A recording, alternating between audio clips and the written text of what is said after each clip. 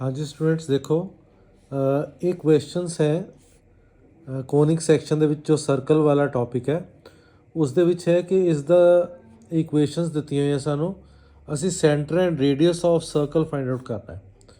ਤੋ ਆਪਾਂ ਇਸ ਕੁਐਸਚਨ ਤੋਂ ਸ਼ੁਰੂ ਕਰਦੇ ਹਾਂ। ਪਹਿਲਾਂ ਉਸ ਲਈ ਜ਼ਰੂਰੀ ਹੈ ਪਹਿਲਾਂ ਇਹ ਸਮਝ ਲਓ ਕਿ ਇੱਕ ਨਾ ਜਨਰਲ ਫਾਰਮ ਹੁੰਦੀ ਹੈ। ਜਨਰਲ ਫਾਰਮ ਕਿਸ ਦੀ equation of a circle, equation of a circle ਦੀ ਜਨਰਲ ਫਾਰਮ ਹੈ। ਉਹ ਕੀ ਹੁੰਦੀ ਹੈ x square plus y square plus 2gx plus 2fy plus c equals to 0 right.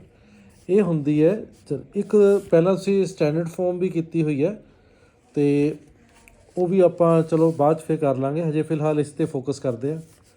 ਇਸ ਦੇ ਵਿੱਚ ਅਗਰ ਆਪਾਂ ਸੈਂਟਰ ਕਰਨਾ ਹੋਏ, ਸੈਂਟਰ ਉਹ ਹੁੰਦਾ -g-f ਔਰ ਰੇਡੀਅਸ ਜੋ ਹੈ ਉਹ ਹੁੰਦਾ g² plus f² minus c।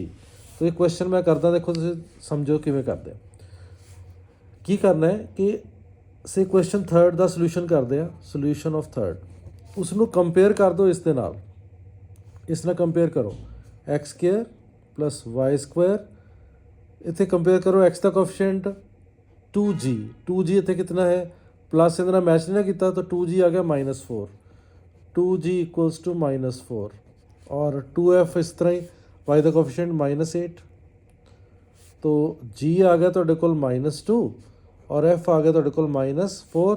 It मीनस जिहड़ा सेंटर दे कोआर्डीनेट्स आ गए वो की आ गए -g है, माइनस ऑफ -2 पॉजिटिव हो गया 2 और -f माइनस ऑफ -4 पॉजिटिव 4 आ गया, मतलब 2 तो 4 आ गया 2 4 ठीक है। और अगर रेडियस करना है, रेडियस करना है तो फिर देखो रेडियस का फॉर्मूला की है g² plus f² minus c। हूँ g है -2 प्लस -4² माइनस कॉन्स्टेंट। हूँ कॉन्स्टेंट कंपेयर करो जी, कॉन्स्टेंट कंपेयर करो c कितना है -45, ये पहला ही माइनस है इत्थे तो इत्थे -45 तुहाडा c आ गया। बस ये ध्यान नाल कंपेयर करने हैं, ये साइन जो गलत हो गए इत्थे गड़बड़ हो जाएगी। तो 4 16 45 तो 20 65 रूट इतना यूनिट तुहाडा रेडियस आ गया ठीक है। हुण इस तरह तुसी ये क्वेश्चन जिहड़ा है सैकेंड आप ट्राई करियो, क्वेश्चन फस्ट मैं तुहानूं करवाना ठीक। क्वेश्चन सैकेंड तुहाडा फिर हो गया होमवर्क और क्वेश्चन फस्ट जो है आप लिखते हैं equation 2x² plus 2y minus x equals to 0 ठीक।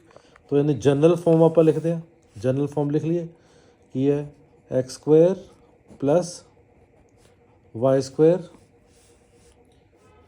चेक करिए जरा 2x² plus 2y² minus x है ठीक है, plus 2gx plus 2fy plus c equals to 0। Compare कर लो जी, जो कंपेयर करन लगे तो सानू पता लग्या भी ये तो कोफिशिएंट x² का 1 होना चाहिए ठीक है। जनरल फॉर्म तो ये है ना, कोफिशिएंट 1 होना चाहिए। तो उनके वास्ते फिर की करो कि इसनों 2 नाल डिवाइड कर दो, पहले इनू बनाओ फॉर्म x² आ गया 2 नाल डिवाइड करता, इनू भी डिवाइड किया 2 नाल, y² आ गया माइनस इत्थे x ओवर कितना आ गया 2, इधर 0/2 0 हो गया। हुण कंपेयर करांगे इस नाल, चलो हुण कंपेयर करो, कंपेयर हो रहा बिल्कुल ठीक है।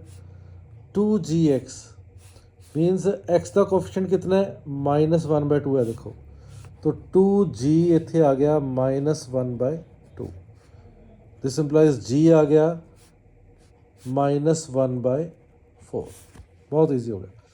फिर देखो 2fy इत्थे तो y है ही नहीं, है नहीं मतलब 0 है उनका कोफिशिएंट, तो 2f equals to 0, this implies f is 0। तो सेंटर के कोऑर्डिनेट्स होंगे है माइनस जी माइनस एफ और माइनस ऑफ -1/4 पॉजिटिव हो गया जी, माइनस एफ माइनस ज़ीरो क्या होया ज़ीरो, तो सेंटर आ गया। ਹੁਣ अगर रेडियस निकालना है, रेडियस लिए फॉर्मूला ਆਪਾਂ पहला क्वेश्चन किया ही है, सेम है, g² + f² - c है। तो g अपने को आया है 1/4, ठीक है। g वैसे कितना -1/4 है, -1/4 इस द स्क्वायर, ये ਤਾਂ ਤੁਹਾਡੇ ਕੋਲ 0 ਸੀਗਾ। ਹੁਣ c ਕਿੰਨਾ ਹੈ, c ਕੰਪੇਅਰ ਕਰੋ ਜੀ। ਜਦੋਂ ਅਸੀਂ ਇੱਥੇ ਕੰਪੇਅਰ ਕਰ ਰਹੇ ਹਾਂ, x ਦਾ ਕੋਫੀਸ਼ੀਐਂਟ -1/2 ਸੀਗਾ, ਠੀਕ, ਤੇ y ਦਾ ਕੋਫੀਸ਼ੀਐਂਟ ਹੈ ਹੀ ਨਹੀਂ ਸੀ, 0 ਆ ਗਿਆ। ਕੌਨਸਟੈਂਟ ਇੱਥੇ ਹੈ ਹੀ ਨਹੀਂ, ਕੋਈ ਟਰਮ ਜਿਹੜੀ ਹੈਗੀ ਹੈ ਕੌਨਸਟੈਂਟ ਹੈ ਹੀ ਨਹੀਂ। ਜਿਵੇਂ ਕੌਨਸਟੈਂਟ ਇੱਥੇ ਸੀਗਾ -45, ਇਸ 'ਚ ਹੈ -12, ਇੱਥੇ ਕੌਨਸਟੈਂਟ ਹੈ ਹੀ ਨਹੀਂ, 0 ਹੈ, ਤਾਂ 0। तो ये आ गया ਤੁਹਾਡੇ ਕੋਲ माइनस का पॉजिटिव बन गया, 1/16 ही बचा, राइट, 1/4। तो रेडियस इज़ 1/4 यूनिट।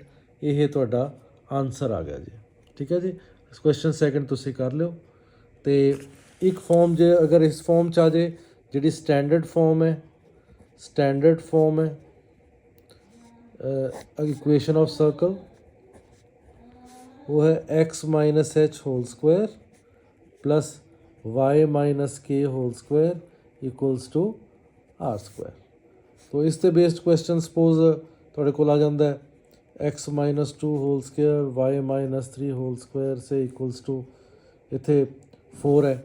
तो कंपेयर कर लो, h2 है, सेंटर जोड़ा हैगा, सेंटर h और k होंगे, और 2 आ गया, माइनस का माइनस कंपेयर हो गया, इस नाल कंपेयर हो गया, 3 आ गया, ठीक है।